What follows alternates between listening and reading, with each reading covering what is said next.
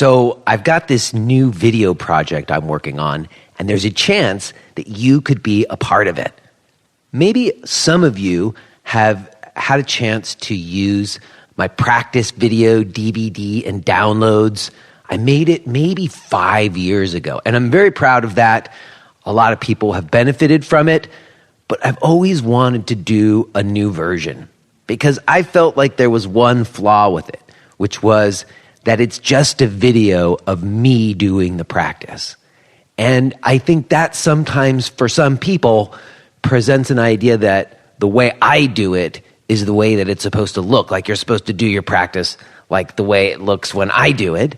And that's not the case at all. If you come to any of my classes, you will see a wide range of different people doing the same practice, but in their own individual way. And I've always wanted to get that into a video, and we're finally seeing if we can make it happen. And I'm looking for people out there, maybe you, to potentially be a part of this. And honestly, we're specifically looking for people who might have more acute conditions or more limitations that they have to address. Maybe you're someone who normally does chair yoga. I'd love to see a chair version of the practice. In a way, the more that the practice has to adapt to you, the better. So if you are able to get yourself to either Allentown, Pennsylvania at my place, or Brooklyn, New York, where we're going to do another shoot, if you can get yourself to either of those two places, and maybe you've done some practice with me online before, and you resonate with what I'm doing, and you'd like to be a part of making a video that shows how it gets expressed in all kinds of humans, we would love for you to be a part of this. All you got to do is reach out to me. Just go to jbrownyoga.com, hit the contact page, and shoot me an email. Tell me you're interested in being part of the new video. We would love to hear from you.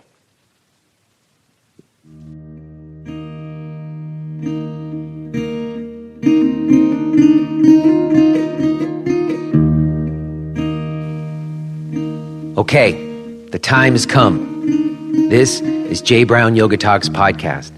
My name is Jay Brown. Welcome to you if you're new. Everyone else, what's up? My guest today is Amy Quinn Suplina from Bend and Bloom Yoga in Brooklyn, New York. We had a really cool talk. I'll tell you about it in just a minute. But first, oh, my friends, I've got a situation over here.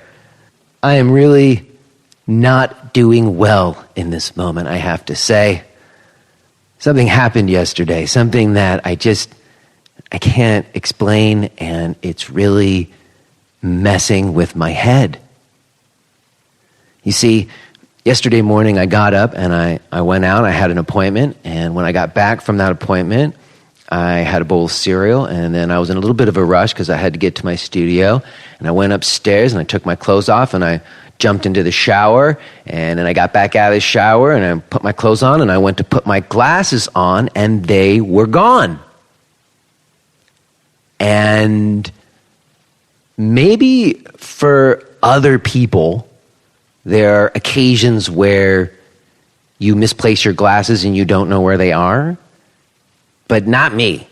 Like, that's never happened to me. I've been wearing eyeglasses for 20 years. I've never misplaced a pair of glasses or lost a pair of glasses. There's very specific places I put them. They're either on me, or I've got the place on the nightstand, or I've got the case. Like, there's very specific places and rituals around my glasses. So I always know where they are.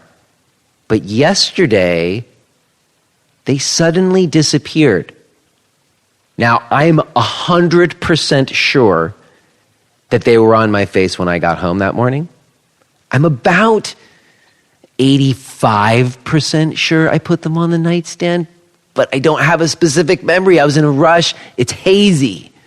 But I always put them there. I just assumed that I would put them there. But they're not there. And we have searched extensively at this point. It's been over 24 hours since their disappearance. And my wife, she's a finder.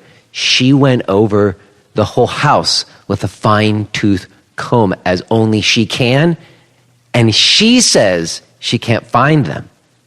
And if she can't find them, then they're lost. And I don't see how that's possible. It's as though there's been a tear in the fabric of reality and my eyeglasses have fallen into it. Or like somebody made like a change in the matrix or something. It's like the universe is totally fucking with me or something. It can't be that they just disappear. I don't see how that's possible. And it's multi-layered. Maybe some of you remember, just recently I put out an episode about eye health, and I talked all about wearing my glasses, remember? And then also, it's a thing with me because those glasses are the only thing that I bought myself this year. Like, I don't buy myself anything this year. Basically, if it's not a mortgage payment or food or paying the minimum on my debt or whatever, it's like I'm not spending any money on anything, especially not me. But a few months ago, it was my 47th birthday, and I've been wearing the same pair of glasses for 15 plus years.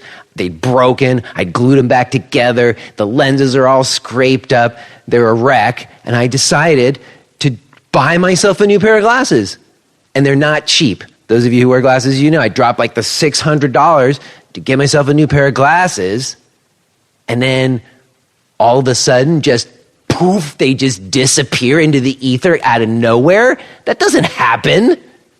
Where the fuck are my glasses? Can someone tell me that, please? Where are my glasses? I need to know where they went. For my sanity, I need to know. I'm wrecked here. I'm wrecked. I can't believe it.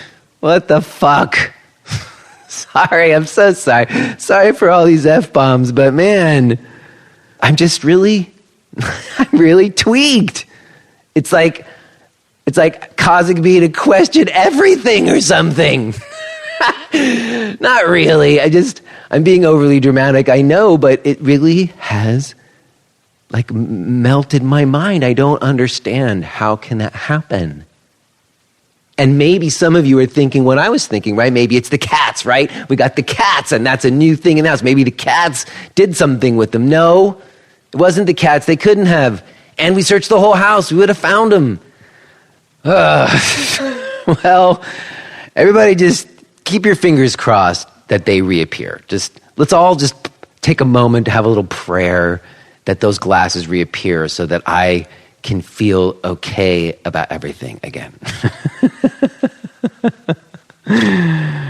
All right, well, listen. Fortunately, I have a wonderful talk today to share with you with Amy Quinn Suplina.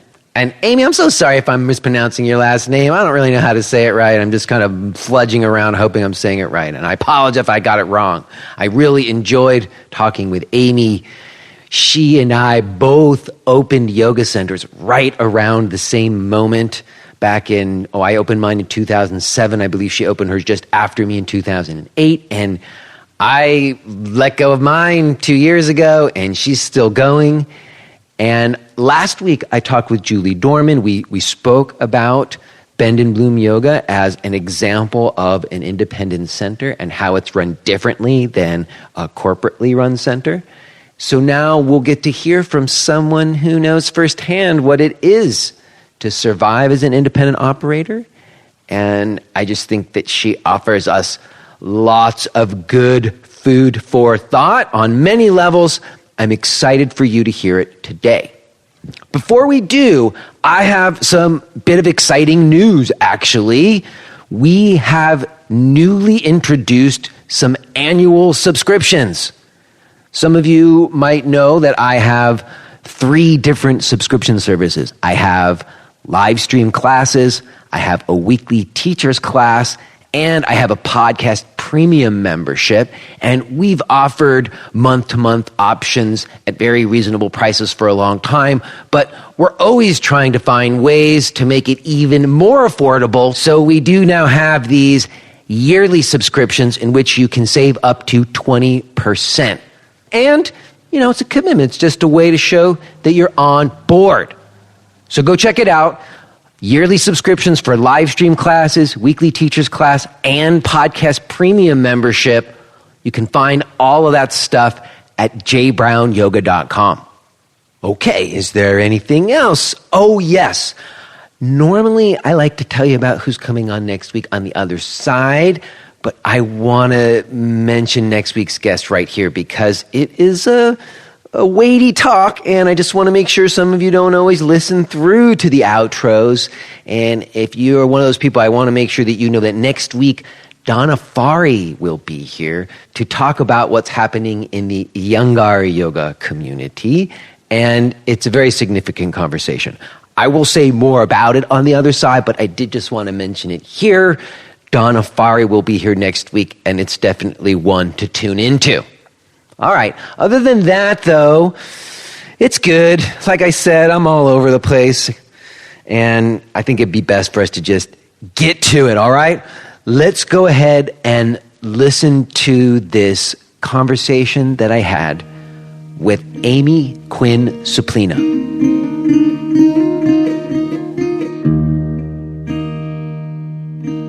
Hello. Hello.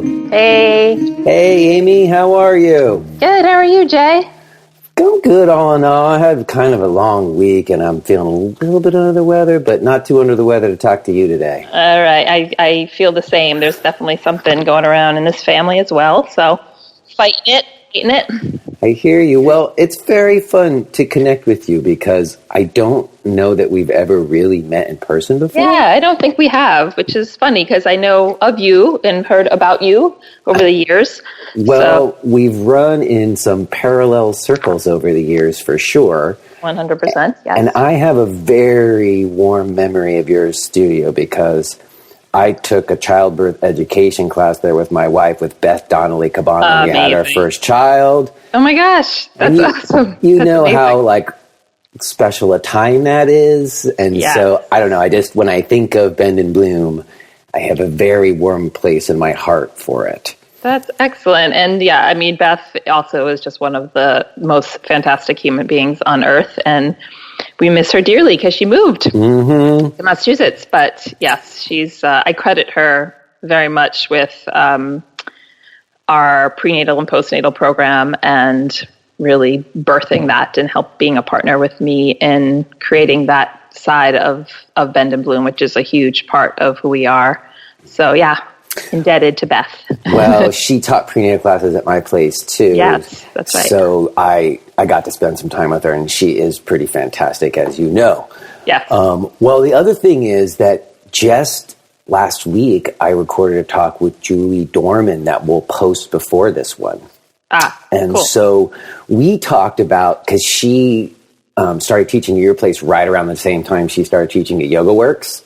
Mm-hmm. And then it's 10 years later or whatever, and now Yoga Works Soho just closed down, but she's still, Bend and Bloom's still going. That's right. Yeah. That is true. And the other thing I want to say to you is when I opened my place, which was just before yours, I think in 2007, I remember when you opened, because I'm sure you probably did this too, but as an independent studio owner, I subscribed to every newsletter of every other independent center, just because I wanted to keep tabs on see what people are doing. Yeah, pricing and workshops. What are they doing? It was like research. You had to keep on top of stuff. Right. And so I must have been subscribed to at least 20 different centers in 2007. Right. And Bend and Bloom's is the only one that I still get. Oh, that's good to hear. You've basically outlived them all, Amy. Oh. You really have. Oh, because they're out of business? I thought you just... Yes, well, a lot of them, almost all of them are. Yeah. I know. It's been sad to see. It's been sad. Some of my, folks that I really respect, you being one of them, and Molly Yoga, although they've now found a new little space, which is great. And others have had to shut their doors, and it's sad to see that that changing landscape of yoga in the city. Well, Julie and I talked about that quite a bit, because she and I don't know how far you go back in the New York yoga scene. I sort of see it as like 2 decades, from like 1996 to 2006. and from 2007 to 2017. That's my own, because I let go of my center 2017, so I track it in those two periods. Right. And we talked about the earlier period when she was in Anusara and some of that other stuff, and then we talked about how things got scaled when YogaWorks first came in and bought up a bunch of little centers. Right. And we talked about how now that Soho has closed, they just opened the annex. So they basically went from like a multiplex spa environment back to a single room center like your place. I know, right? Right? Exactly. So it's interesting to see. It really is. So I guess if I have a first question for you, it's, how are you still alive? Like, I mean, not alive in your person, but in the center, in the sense that, do you just have like an amazing lease or something? Because that's what it was for me, and it is for a lot of people. You just can't keep pace with the rents. Right. Oh no, the struggle is real, for real. I mean, the truth is, when we first opened in 2008, so shortly after your studio opened, we did have a fairly reasonable rate compared to what other spaces that I was looking at in the search for the space we are in now.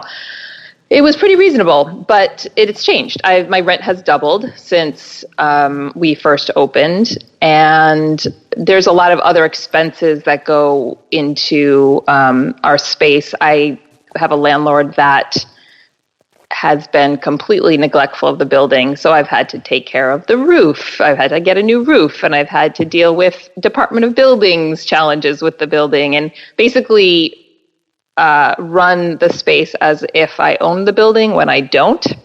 So that's been really difficult. So it's not just the rent, but it's also just the upkeep of the building and managing all the challenges of having a building in New York City on behalf of a landlord that was not present at all and completely neglectful. So, and then to make matters worse, now he's sold the building. So what happens with us is in question. So where we go next, whether we're able to stay or not, is something I'm navigating right now. And as I, start to look around at new spaces, I'm looking at yet at least another double, if not tripling, of my rent. So doing business in New York City as a yoga studio is extremely, extremely difficult. But I think, rent aside, the things that have enabled us to stay in business is just who we are. I think we have a lot of very long-term committed students and teachers.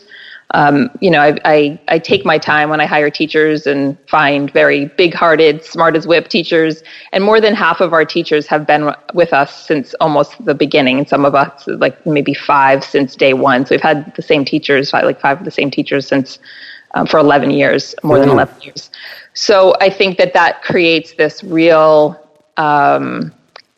connection between the practitioners and the teachers, where they have these long-standing relationships. And we've seen, so many of our students through pregnancies and through traumas and through divorces and marriages and all sorts of, really major life changes. And people often come up to me on the street and they're like, "Hi, Amy, you don't know me, but I come to your studio and just want to thank you because my whole friend circle is from Bend and Bloom and the days where I used to come to the new parents meetings." And so I think there is like just a real community aspect to the studio that keeps retention high.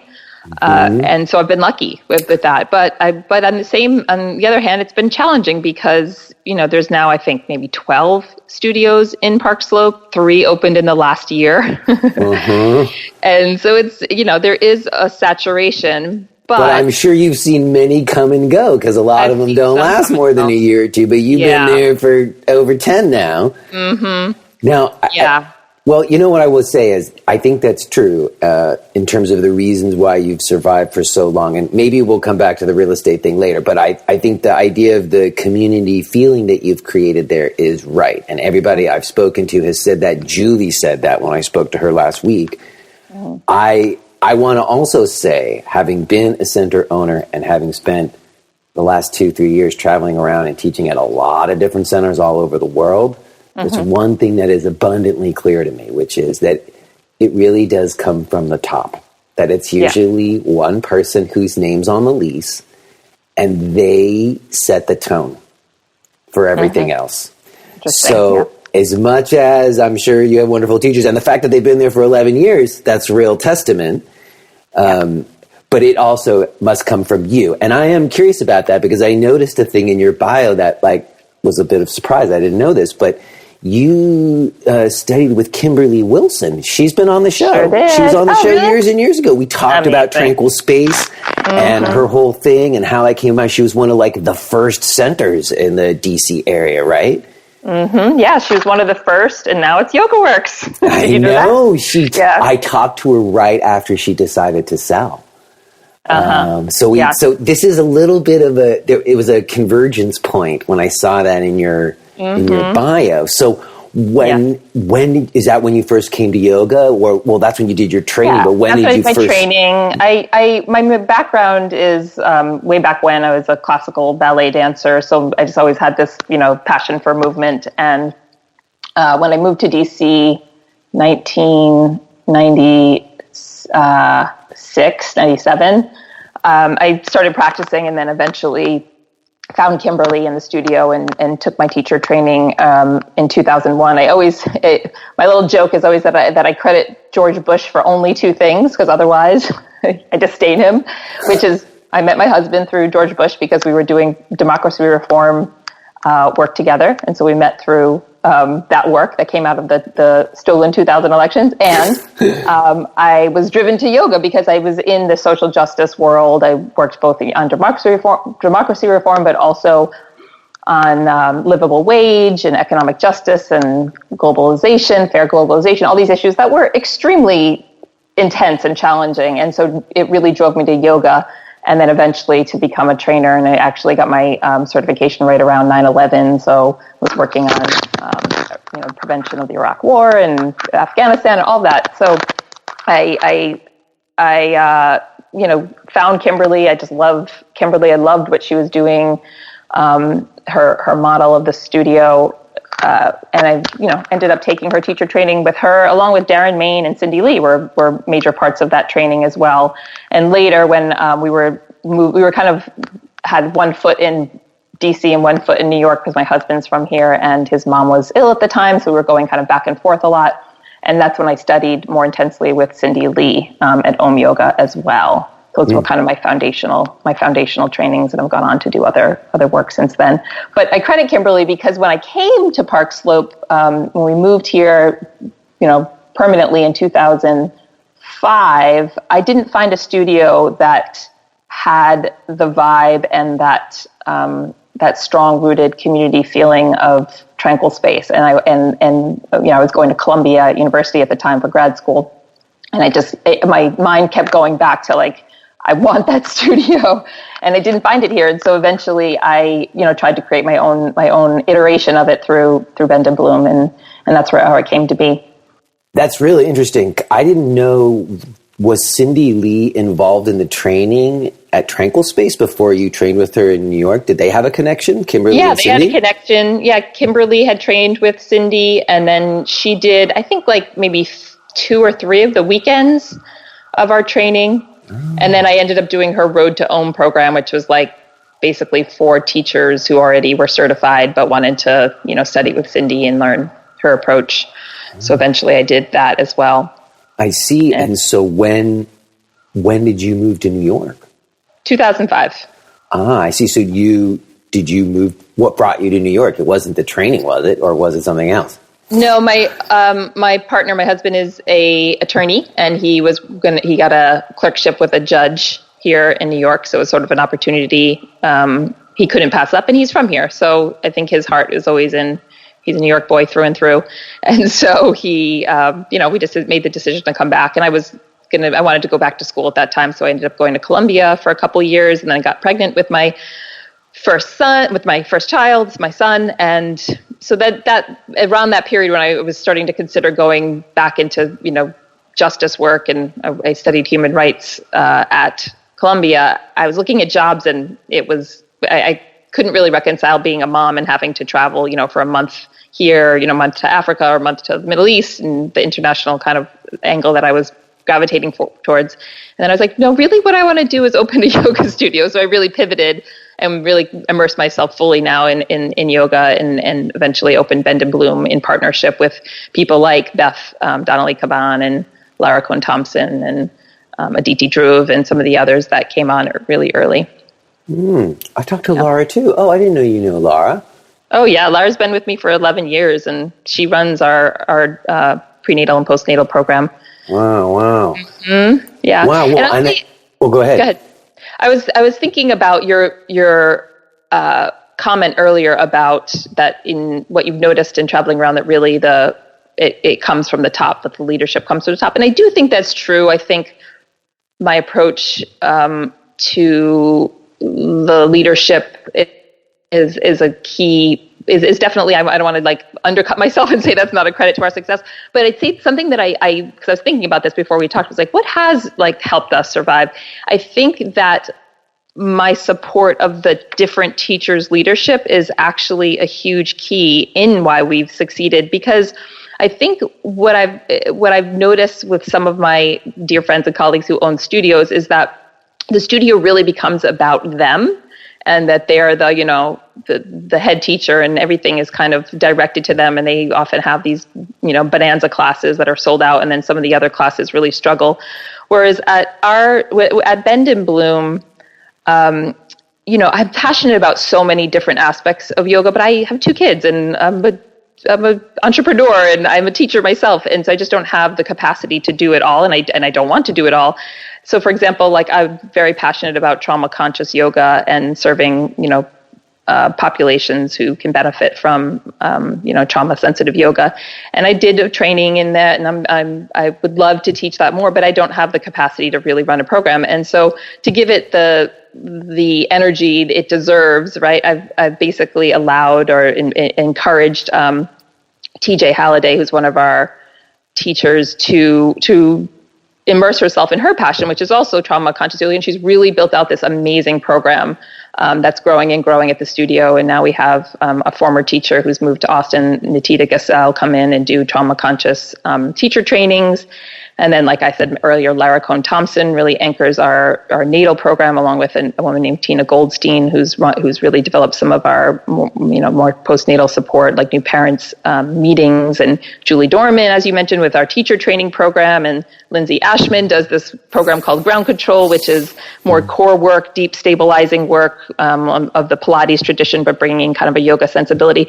So my point is that I think my success has been allowing teachers to do what they do best, and partnering with them on it, and not trying to be, the center of attention all the time at the studio. And I think it's worked well, because in turn, teachers then invest in the studio. They want to be there. They want to run their programs out of the studio. They want to promote the studio. And so I think it's been like these wonderful friendships and partnerships that have developed by allowing people to take up space and to do what they're passionate about. So, well, your social justice background roots are really showing in the way that you leverage your position to mention all these other people and put them forward. And I do think that's interesting, because I was certainly an example of the other thing. And so was Cindy Lee, that the centers were built on the charisma of a senior teacher, essentially. Mm-hmm. Yeah. And that was sort of the model. But it's interesting that you did take a different tack, even back in 2008, when no one else that I know of was. And that probably does come from your social justice work, would you say? Yeah, I mean, I think so. I think it's just like a foundational belief that, like, the more people are supported, the better we're all going to do. Yeah. It's the rising tide lifts all boats kind of idea of, the I think longevity is something that is rare. Like people, I know a lot of my teachers have taught other places and have moved on several times. And I think the difference is that they have space at the studio to do what they do best. And we all we've evolved too so much together and individually. And our teaching has changed over the years, and our students have changed over the years with us. And it's been, I think, because we afford the space for people to explore and try new things and dig in and have a lot of curiosity about the practice. Well, what I hear is that, like you, I was just saying that it's a lot about relationships. Like I did the same thing. I had teachers that were on staff the entire time I was open, all 10 years too. I always felt like if I chose the right person to be there, then it was their class to teach, and I didn't, even if there was occasions here where someone, you get the feedback from students here or there. And sometimes I would take someone's class or check in, but it was always like, no, I had a relationship with that person and I trusted that relationship. And with that, you did have freedom to allow teachers to grow and change. There isn't this pressure to keep teaching that class that gets people in the door. Because I wasn't ever really focused on the number. You know what I mean? I never really ran it like a business, which I've learned now was, maybe why I didn't sustain. But for a long time, I didn't have to. I just owned my job, and more money was coming in than was going out, and everything was fine. Yeah. But I do think when it does get tighter and your rent doubles, then you got to get those spreadsheets going and figure out what the hell you're doing sometimes.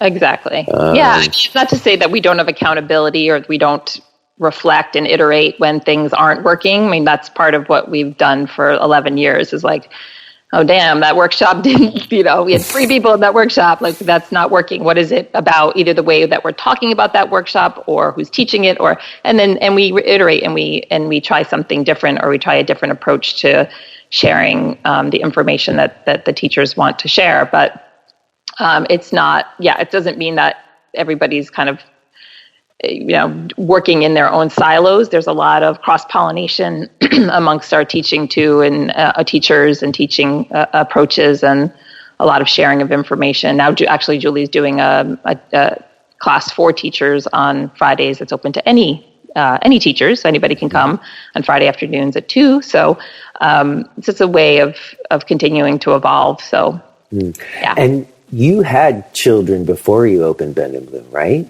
I had one before we opened. Literally, he was 1 year old when we opened our doors. So I went through the whole build-out process with a newborn strapped to my chest and a little mini mask on him when I'd have to go in and deal with the dust. And then I had my daughter a few years later. So she's 3 years younger. So went through that as well. Well, I think that makes a big difference because I didn't have children until like 2 years in. So you like logistically couldn't have taught all the classes like I did. Like sometimes when someone opens a place, when you start, it's like all that person and then they graduate. But you had a little baby, you had to get some teachers in there to teach those classes. It couldn't have been all you. Oh, definitely. No, there was no way. And it's funny because I find I always had this idea like, okay, they're young. I need to be more attentive now, and then it'll get easier. Like I actually find it's the opposite. My kids are more and more demanding as they, my son's now 12, my daughter's 8, and they just want to be around me, and it's a great thing. So it's like it's actually harder and harder with kids as they get older. At least now, maybe it'll change once they're teenagers and don't want to be around me anymore. But for now, it's tricky. It's hard. That's true. I think when they're younger and more structured, you could kind of schedule things, but I have a 9-year-old and a 4-year-old. So I'm, again, a little behind you with them. But as they're getting older, it's more like it's such a formative time in their lives. And it goes so freaking quick. They go my 10-year-old just like spurting out. And I'm like, oh my God. So it's like, I need to spend time with her. I have like a major time management issues, in the profession of being a yoga teacher and traveling. I'm just deciding, hey man, I don't want to miss this kid's this important. They're going to leave. Yes, they're going to leave. They're going to go off, and then they're not going to want, like you say, they're not going to want to have anything to do with you anymore. I know. They need us for sure. Yeah. Well, my son has a learning disability and he's in middle school, so it's he needs me right now. He needs me to be around and to support him and to, help him through. So it's I'm lucky that I have that flexibility, at least for now. And I think it is expressed. Like I said, it does come from the top, because the family orientation of Bend and Bloom, I didn't know any other places to go to a childbirth education class except your place. So you seem to me to have always had that kind of flavor, and that neighborhood you're in, that's kind of the perfect place. That's where everybody goes when you live in Manhattan or you live in New York and you want to have kids. You find a place like Park Slope, the petri dish of New York City. For sure. Having Ollie, my son, as I was dreaming up the studio and designing it. I mean, the name Bend and Bloom definitely came out of the whole idea of I was imagining it much more of a studio for kids, even like kids. We still do children's classes, but it's a very sort of minor part. I mean, the natal program is much more robust, and then our regular adult classes are bread and butter. It's where the majority of our classes, but. I was really imagining like a very robust children's program, and just, I don't know, I can't even explain how it evolved, that it didn't really go, that's not the direction I fully went in when we have, classes for every age, but it's not the majority of our classes. But what I did notice when I was here was like, there's no studio that caters to families. There was one studio that had a couple prenatal classes and a couple postnatal, but there was a real need for that, a studio that would support the childbearing years, everything from infertility to pregnancy, and yoga for birth, childbirth ed, postnatal support groups, and breastfeeding support, and all that is definitely, I think, what we're well known for. Well, I tried kids classes for a while too, but they're just hard. And I think more and more there's like classes in schools now. And so it was kind of hard to get them to fly. Yeah. But our little guys our little guys are a lot easier. We do toddlers, little tiny tots and toddlers, and 3 to 5s. And then it starts to get more difficult because there's so many choices. I mean, this neighborhood has got every option in the world for kids. For activities, and like you said, they're getting their yoga now through the public schools, so they don't necessarily need it, and that's fine. They're we've just evolved and just have one class for every age group from 5 years and up. So. But I did have prenatal classes running the entire time. They went through phases. They cycle, they got those 8-month cycles, right? They sort of come and go, but once you get it kind of going, I did sort of seem like it was a big community builder. Like there was just such an exchange of like clothes and books and tips, and so much of it was being able to have a place to go to where other people who were in your same boat and you could share information. Yes, exactly. Yeah, that is 100% what happens. We have 7 prenatal classes and 3 postnatal classes a week. Actually 4 if you count tiny tots, which are slightly older babies. And they're all very well attended. It's a very active community, and then people create friendships from prenatal, and then they all take the parents support groups together afterwards with Tina Goldstein, and you can come back for their breastfeeding support and onwards. So, and then we do a variety of other workshops supporting like that period. We just did one on transitioning to solids and, for babies. And so, it's definitely, I think, serving the need of the neighborhood. And, that's another thing I credit to our success, is finding that niche that we have, that specialty, or are known for that specialty, and sort of become the go-to place for the natal period. Yeah, and you were just smart about it because you knew it firsthand, so you scheduled the classes accordingly. Like I just started a new class here in my neighborhood, and I did a doodle poll, and it was real clear. It needs to be 15 minutes after school drop-off. Exactly. It's 5 minutes walk from school drop-off, and it needs to be 15 minutes. If it's 30 minutes after school drop-off, it'll seem like too long a wait. But if it's 15 minutes after drop-off, everybody will show up. Yes, and you just exactly right. Understand the way the schedules work, because they're tight in New York, and schedule it right, and it makes sense for people. Yes, exactly. That completely informed our scheduling, is thinking about schools, thinking about when they can come, and thinking about naps, like nap time. When do toddlers, we just recently added a new tiny tots class with the older babies. And I'm like, wait, what are their naps again? Because I can't remember. What is the typical nap time for a 7-month-old? Well, the other thing, maybe moving on to some other ideas that I was curious to talk to you about, is that both of us did sort of start out with what you might call like a sweaty vinyasa kind of practice. I saw like a quote from you in an interview you did like 2011 or something. And certainly Cindy Lee in 2005, that's sort of what the fair was in general. But things have really evolved. And I noticed that you studied with Amy Matthews. I took her course as well. And it was a very transformative thing for me, and my practice and teaching has evolved so much in the last 10 to 15 years, especially. And I'm intuiting that yours has as well.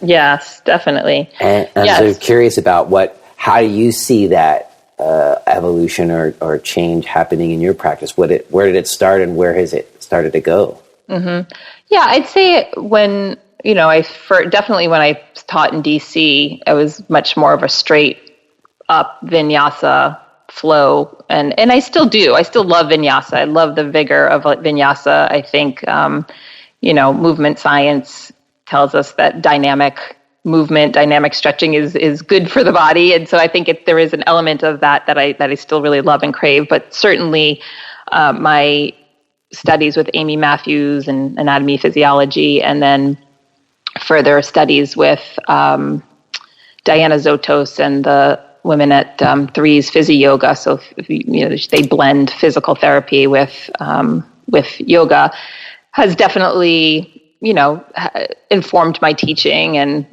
I think my teaching, my goal is to facilitate like conditions for curiosity, like in our students. And I try to design sequences that are very purposeful, and usually start with some little mini warm-up that poses a question, maybe not overtly, but by exploring something maybe in a different relationship to gravity. Then later we look at it again, and then we have asana and pranayama and bandha work, and then just that idea of focused inquiry.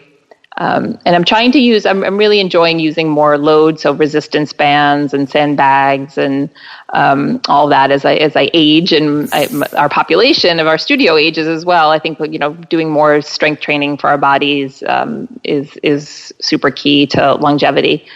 But yeah, I think we're very conscious about safety at the studio, but we try not to jump on the yoga is dangerous line of thought. I mean, I think there's certainly room for debate around various things, but I don't think all alignment cues are needed for all people, right? And we learn these alignment cues in teacher training, but they're not inherently good or inherently bad for all people. Likewise, the certain movements are might be suboptimal for individual bodies, but if we're not prepared or conditioned, and that's where that strength training piece comes in of how do we prepare our bodies to manage falls, to manage daily life, to manage picking up children and all that kind of all those regular things we do in life. And so I think that not being prepared is what can lead us to injury. But I feel like sometimes we've overcorrected and are being excessively safe and narrow in our cueing, and the second toe should be straight ahead. And yes, that's true for many people. That can be beneficial. But if you have a congenital difference in your hips that affects your knee and affects your feet placing, that just putting the foot in that position is not going to address what's happening up the chain. And we might need to be addressing the lateral hip rotators and the weaknesses there. So maybe for today, allowing that student to have a foot that's slightly pronated or looks a little bit different, and then later in a more individual way, addressing something that might help them to gain that strength and that range of motion, so that they can stand well. So that's the way I kind of I'm thinking about practice these days. Is really I call it responsive alignment. Responding to what what we're seeing in the room. And it's super challenging in a crowded class. You know what? I just had a conversation with Donna Fari yesterday about this very thing. Folks will hear it after this. But I think the question... If you are hearing this message, then you're listening to the free version of Jay Brown Yoga Talks. To hear the rest of our conversation, please subscribe to Podcast Premium at jbrownyoga.com/premium.